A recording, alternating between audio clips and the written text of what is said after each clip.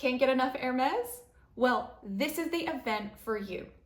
So over the past few years, I believe since 2017, Hermes periodically has started doing these incredible live immersive pop-up experiences, every year or so. And Hermes is doing their latest one currently called Hermes in the Making. Now, I believe they started these pop-up experiences back in 2017, and I think the first one was called Hermesmatic, where it was this really fun, whimsical little pop-up shop. It was very brightly colored, and it was just really fun and playful, and it looked like a laundromat. And the overall concept was that way anyone who had an Hermes scarf that was old, maybe a little bit faded, could bring it in to have it redipped, revitalized, and just kind of brought back to life. So I thought that was a really cute concept when I read about it. They often do these pop-ups in lots of different cities across the world. So we'll do a little bit of a world tour where 1 month it's in this city, 1 month it's in the next city.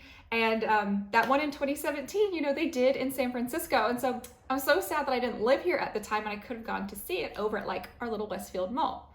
But Hermes's latest experience is called Hermes in the Making.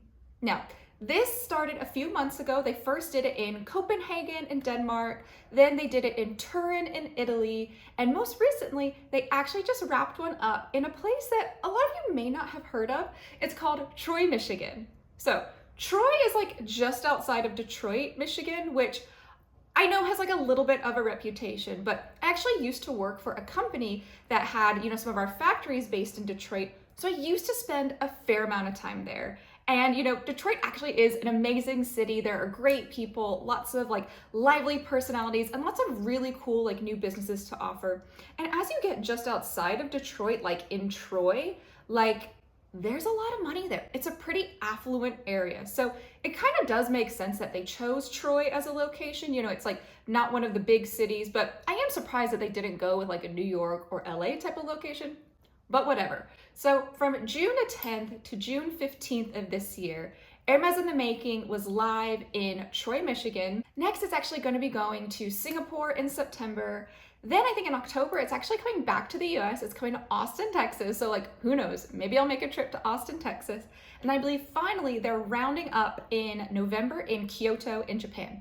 So if you're in any of those cities, definitely start putting some feelers out, looking on the Hermes website to see, once they confirm the locations, so that way you can get it on your calendars and you can go.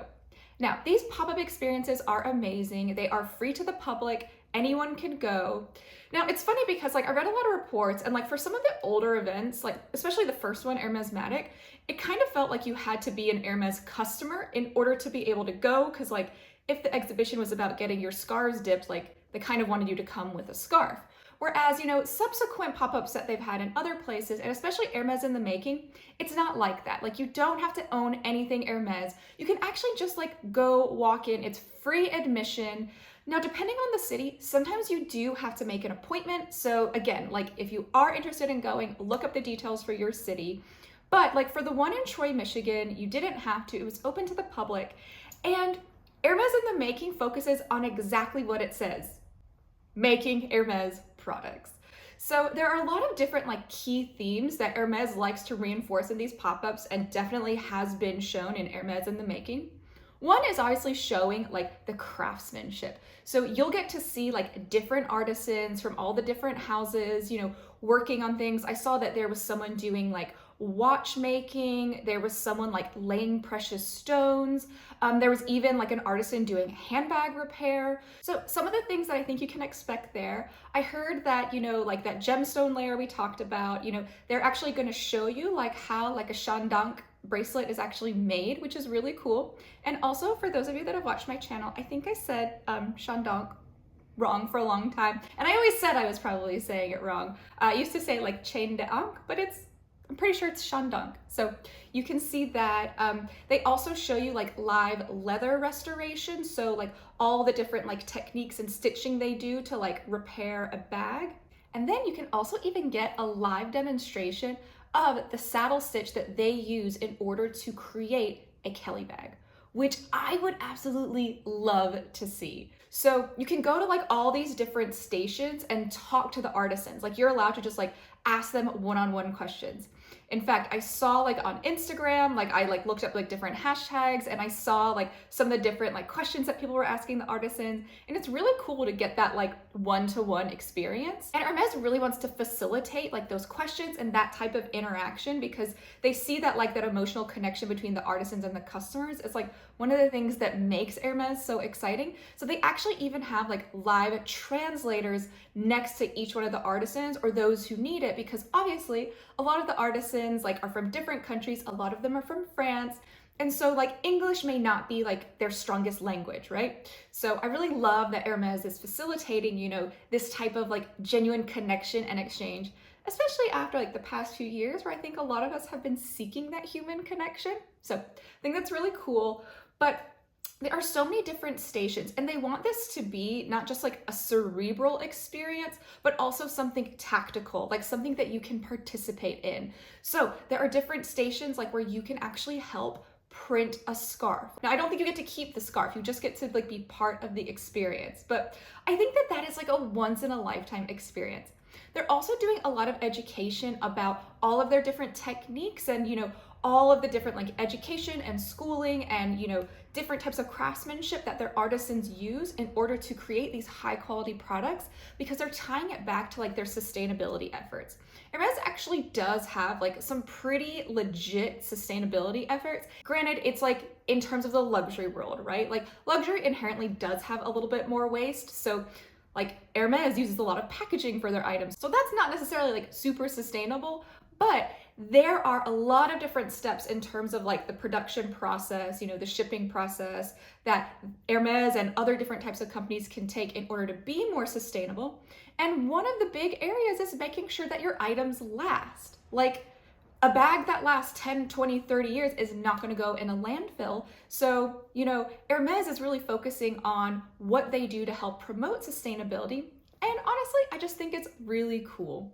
Also, like the overall just like layout and visual appeal of these pop-ups is really interesting. Like it's really bright, it's really fun, it's really playful. And they said that they have, you know, activities for both adults and children. So I don't really think of Hermes typically as like a child welcoming place. I'm not gonna say child friendly, but like it just doesn't really seem like a place like I'd want to bring like my toddler if I had one. Not because you can't, but just because like it's very like quiet and hush hush and posh, right?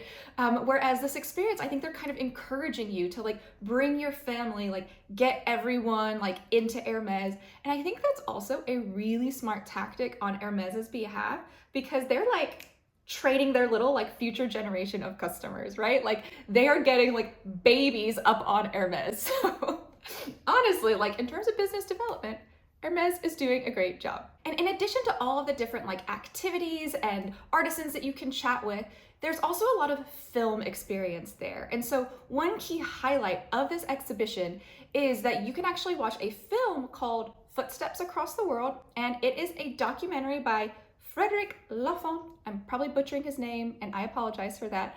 And it's actually a documentary highlighting all of Hermes's sustainability efforts. So I think it's really clear that this is like the overall point of this exhibition. This is what they want you to have as like the key takeaway when you walk away from this experience, that Hermes is a brand that cares about reducing its overall environmental impact, which I think is really admirable of them.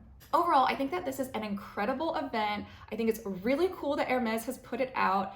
And I'm just really excited to like hopefully be able to go visit the one in Austin. Like again, I need to like check my calendars, check my dates. But one of my friends was actually recently talking to me about going to Austin. So who knows, maybe we will coordinate it for that time.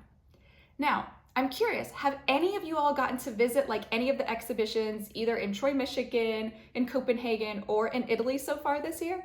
If so, I would love to hear your thoughts on the experience. It looks like a once in a lifetime type of thing, so definitely put your thoughts down in the comments below. I'll also link a few articles where they've got some really great imagery, like things that you can see in the exhibit. So in case you're in like Singapore or in Japan and you want to go, you can kind of get an idea of what to look forward to. But overall, I think this is a really cool event and I hope I'm able to visit, and I hope those of you that want to go are able to go too. So thank you all so much for watching this video. I hope you enjoyed it. And if you did, I would love it if you could just give this video a little like. Just give it a little thumbs up down in the corner below. And if you haven't already, what are you doing? You need to subscribe to my channel. So that way you can get all my latest content about all things shopping, including Hermes, delivered straight to you. Thank you again for watching. My name is Lily and I can't wait to see you next time. Bye everyone.